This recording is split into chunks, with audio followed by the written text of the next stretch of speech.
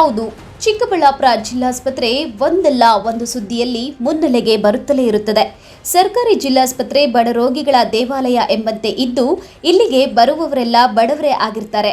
ನಾನಾ ರೋಗಗಳಿಂದ ಬಳಲುವ ಮಂದಿ ಜಿಲ್ಲಾಸ್ಪತ್ರೆಗೆ ಬಂದು ಚಿಕಿತ್ಸೆ ಪಡೆಯುತ್ತಾರೆ. ಅದೇ ರೀತಿ ಅಜ್ವಾರ ಗ್ರಾಮದ ಚೌಡಮ್ಮ ಎಂಬುವವರು ಅನಾರೋಗ್ಯದಿಂದ ಚಿಕಿತ್ಸೆಗಾಗಿ ಜಿಲ್ಲಾಸ್ಪತ್ರೆಯಲ್ಲಿ ದಾಖಲಾಗಿದ್ರು. ಅವರನ್ನ ನೋಡಿಕೊಳ್ಳಲು ಮಗ ಜಗನ್ ಆಸ್ಪತ್ರೆಯಲ್ಲಿ ಉಳಿದುಕೊಂಡಿದ್ದ. ಆದರೆ ಶನಿವಾರ ಬೆಳಗ್ಗೆ 5 ಗಂಟೆಯಲ್ಲಿ ಆಸ್ಪತ್ರೆಯ ಸಿಬ್ಬಂದಿ ರೋಗಿಗಳಿಗೆ ಹಾಲು ಬ್ರೆಡ್ ನೀಡಲು ಬಂದಿದ್ದಾರೆ.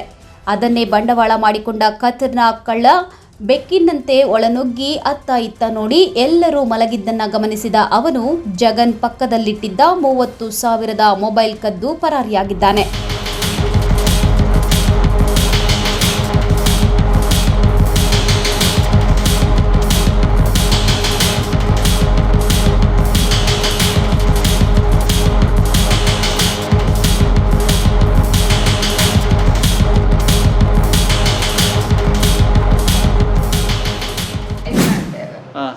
ಅವರು ಬಾಕ್ಲಾಕ್ ನಾವು ಮಲ್ಕೊಂಡಿದ್ರಿ, ಅವರು ಬ್ರೆಡ್ ಕೊಡ್ತಾರ. ಆವಾಗ ಬಾಕ್ಲು ತೆಗ್ದವ್ರ ಆ ಅಕ್ಕ, ನಾವು ಎದ್ದಿಲ್ಲ.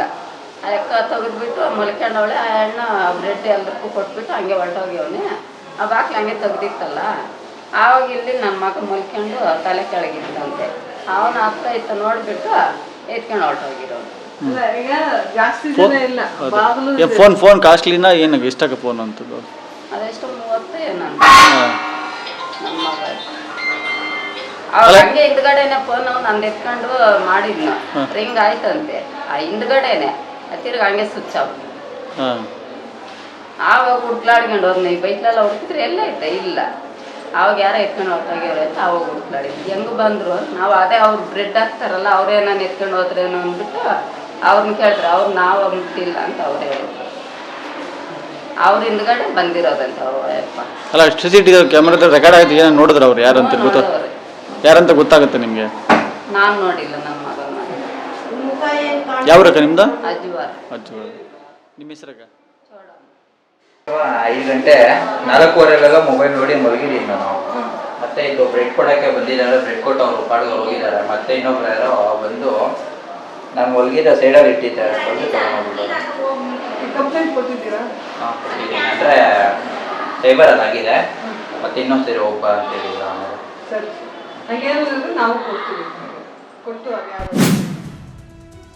ಇನ್ನು ಚಿಕ್ಕಬಳ್ಳಾಪುರ ಜಿಲ್ಲಾಸ್ಪತ್ರೆಯಲ್ಲಿ ಸೆಕ್ಯೂರಿಟಿ ಕೆಲಸ ಮಾಡುತ್ತಿದ್ದ ಅವನನ್ನ ಕಣ್ ತಪ್ಪಿಸಿ ಒಳಗೆ ಬಂದಿದ್ದ ಕಳ್ಳ ಮೊಬೈಲ್ ಕದ್ದು ಹೋಗಿರುವ ಚಲನವಲನಗಳ ದೃಶ್ಯಗಳು ಸಿಸಿ ಕ್ಯಾಮೆರಾದಲ್ಲಿ ಸೆರೆಯಾಗಿದೆ.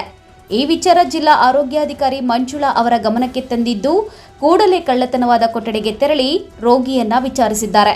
ಕಳ್ಳನ ಚಲನವಲನಗಳು ಸಿಸಿ ಕ್ಯಾಮೆರಾದಲ್ಲಿ ಸೆರೆಯಾಗಿದೆ, ಭಯಪಡಬೇಡಿ. ಜಿಲ್ಲಾಸ್ಪತ್ರೆ ಕಡೆಯಿಂದ ಪೊಲೀಸ್ ಠಾಣೆಗೆ ದೂರು ಕೊಟ್ಟು ನಿಮ್ಮ ಮೊಬೈಲ್ ಹಿಂದಿರುಗಿಸುವ ಭರವಸೆ ಕೊಟ್ಟಿದ್ದಾರೆ. ಹಾಗೆ ಆಸ್ಪತ್ರೆ ರೋಗಿಗಳಿಗೂ ಕಿವಿ ಮಾತು ಹೇಳಿದ್ದು, ನಿಮ್ಮ ಸಾಮಗ್ರಿಗಳನ್ನು ಜಾಗೃತರಾಗಿ ನೋಡಿಕೊಳ್ಳಿ ಎಂದಿದ್ದಾರೆ.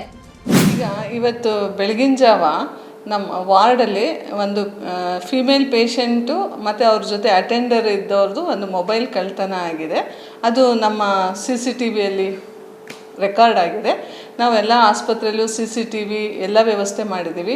ಈವನ್ ಅವ್ರಿಗೆ ರೂಮಿಗೆ ಬಾಗ್ಲಾಕೊಳ್ಳೋಕ್ಕೂ ಎಲ್ಲ ಬೋಲ್ಟು ಎಲ್ಲ ಹೇಳಿದ್ದೀವಿ.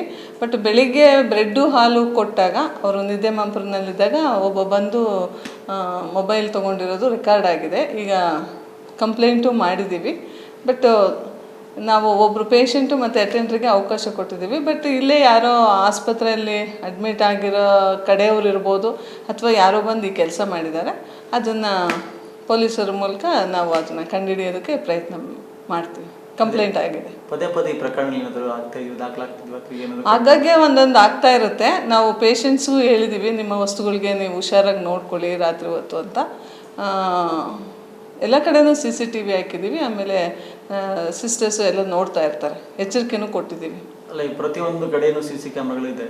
ಎಲ್ಲ ಕಡೆ, ಎಲ್ಲ ವಾರ್ಡು, ಎಲ್ಲ ಚಲನವಲನದಲ್ಲಿ ಗೊತ್ತಾಗುತ್ತೆ. CCTV ಕ್ಯಾಮ್ರಾಗಳಿದೆ, ಸೆಕ್ಯೂರಿಟಿನೂ ಇದೆ. ಇನ್ನು ಈ ಪ್ರಕರಣಕ್ಕೆ ಸಂಬಂಧಿಸಿದಂತೆ ಚಿಕ್ಕಬಳ್ಳಾಪುರ ನಗರ ಠಾಣೆಯಲ್ಲಿ ದೂರು ಸಲ್ಲಿಸಿರುವ ಜಗನ್ ಆರೋಪಿಗಾಗಿ ನಗರ ಠಾಣೆ ಪೊಲೀಸರು ಬಲೆ ಬೀಸಿದ್ದಾರೆ. ಕಳವಾರ ಅರುಣ್, MMTV ನ್ಯೂಸ್, ಚಿಕ್ಕಬಳ್ಳಾಪುರ.